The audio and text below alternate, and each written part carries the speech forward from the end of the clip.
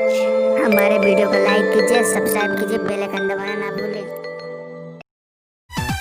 बेल के पतैया पर लिखता नीलेकर, देखी भोले बाबा कई दी है सिग्नेचर में हरा रू मिली बेटर में हरा रू मिली।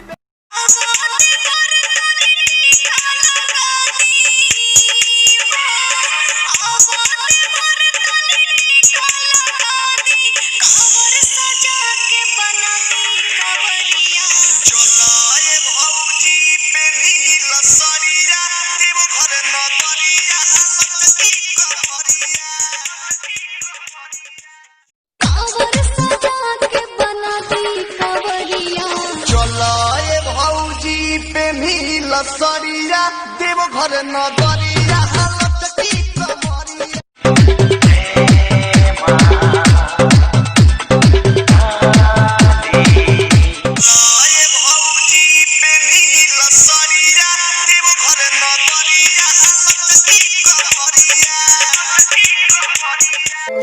हमारे वीडियो को लाइक कीजिए, सब्सक्राइब कीजिए, बेल आइकन